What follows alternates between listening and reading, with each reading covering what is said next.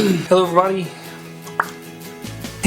It's been so long since I've made a video I don't even remember how. But hello everybody, it's me, Joe Somebody, and I am here with this, the DJI Phantom 4 Pro. Now I'm sure that it's no secret that I love cameras and everything, but a lot of you may not know that I've always been into like remote control cars, remote control helicopters, and I'm really fascinated by the concept of flying and seeing things from, you know, this whole other perspective. Back when I had my Jeep and I was going off-road a lot, I met a guy that had a couple drones, and he used them to film us while we were going off-road and through the mountains and everything, and I was just instantly hooked on that idea. Even though I had decided a long time ago that I wanted to buy a drone, I waited around for a little while because I wasn't really sure what I wanted to buy or how much money I would have to spend on it. Thanks to a couple of my friends, I've been able to experience flying the DJI Phantom 3, the DJI Phantom 4, and the DJI Inspire. Since DJI is the brand that I've had the most personal experience with, and the people that I know that own DJI products seem to be really pleased with them,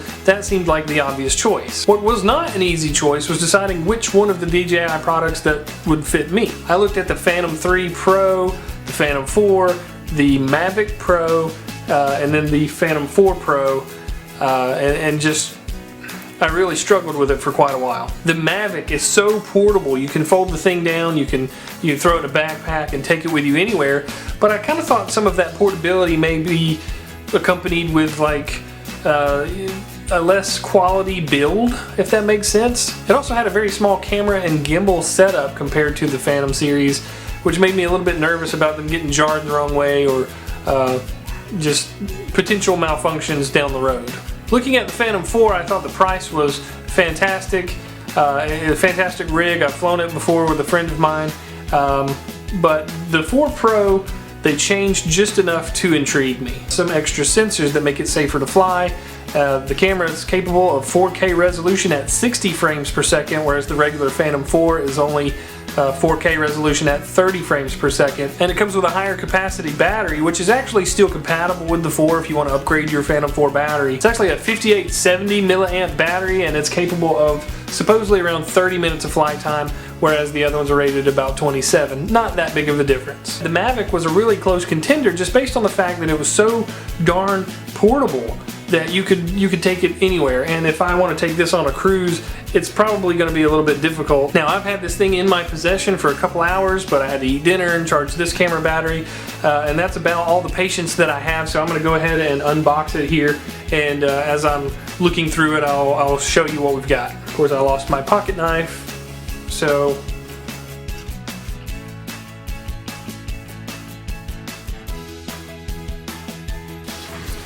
we have here this DJI branded styrofoam carrying case that has a handle on it.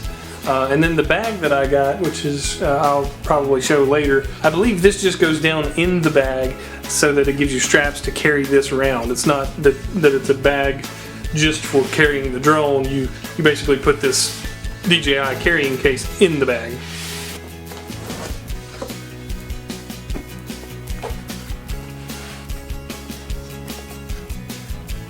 Now, it's so beautiful, I don't want to disturb it, but I must.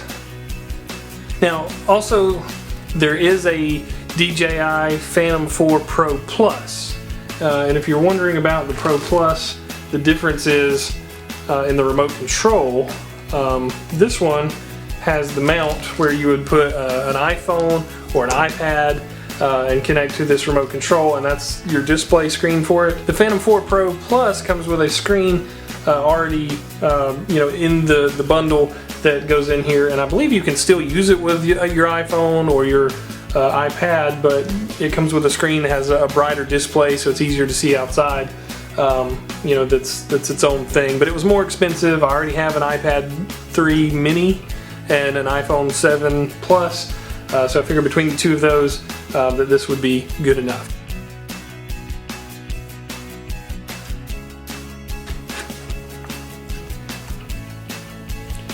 Now here is the drone itself. It's got on the front here, this is the front of the drone, I imagine. No, sorry, that's the back of the drone. here's the front of the drone. I'm doing this tutorial as if I know what I'm talking about. I'm obviously just unboxing it for the first time, so bear with me. This is the front of the drone. You've got the camera mounted here on a gimbal. It has this support bracket to keep the camera from getting jarred during shipping and transportation. You have on the front here, these are two sensors for the object or obstacle avoidance system so that it's aware of what's in front of it. You also have on the bottom here some more sensors for the same thing. Then you have on the back, and this is new on the Phantom 4 Pro, sensors on the back, so if you're flying backwards it can also tell that when it's getting close to an obstacle. The Phantom 4 and the others do not have the rear sensors. And then you have these, I believe, are infrared sensors here on each side, which is also new for the Phantom 4 Pro. It's got some little doohickeys, you know, the little peelable plastic that I'm going to peel off here, and a little danger moving parts can cut, keep hands clear, which is kind of an odd warning considering that the propellers are not on it. So that's good. I believe it's already got a battery in it. It goes in here in the back. You can touch this button and it shows you the charge level, which I only have 1 bar of battery that it's shipped with, so we're going to want to charge that up. It's dark outside anyway, so we're not going to fly today.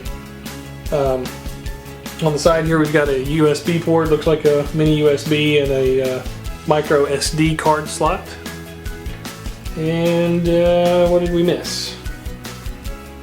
That looks pretty much like everything. So let's set that down. So these are the propellers that go with it. Here's the battery charger.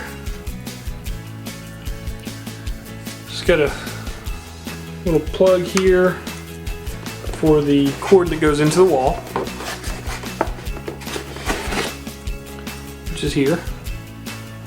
So plug that cord into there, plug this into the batteries to charge them.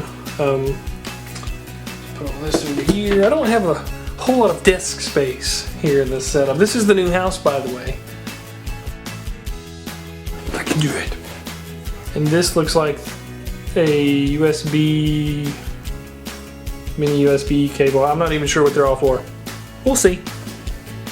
So that's that, and there's a thing here that says battery on it.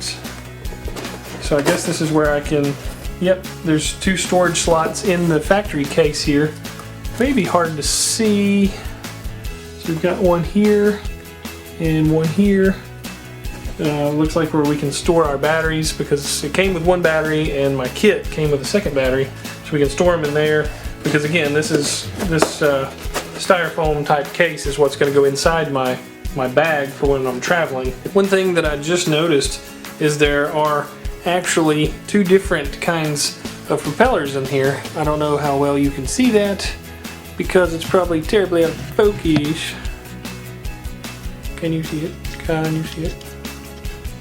But the ring around this one is black, the ring around the other one is silver, and they go in particular places on the drone itself. So as we're looking at the drone here, we'll actually realize that on the top of these motors, on the top of each motor, there's actually dots on these here. Let's see, this one doesn't have any color on the top.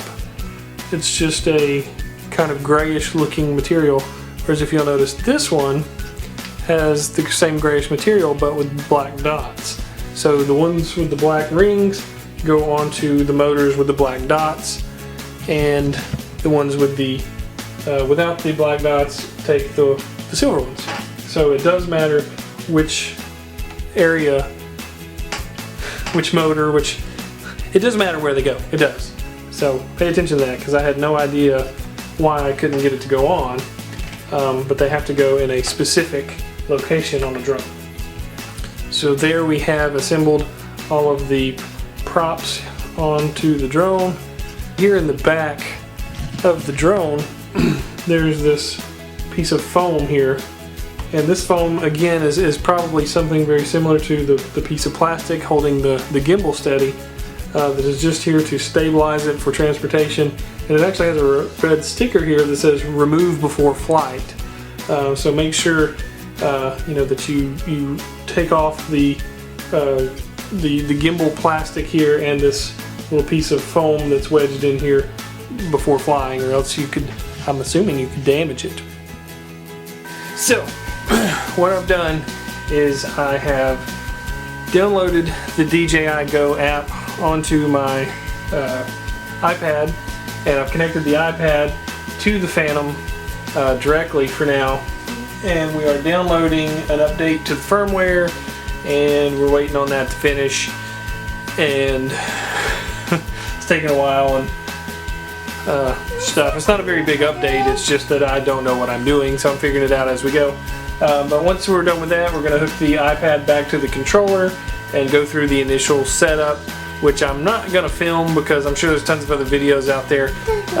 And so I'm going to wrap this up as my unboxing video for the DJI Phantom 4 Pro. Maybe tomorrow we'll be able to go outside and do some kind of first glance, first look kind of review of the flying and the controls and stuff like that. I have flown the Phantom 4 before, not the Phantom 4 Pro. I'm sure they're going to be very similar, but it's been a while, so it will be new to me, and so we'll do that. Alright, thanks for watching, guys. I will see you next time.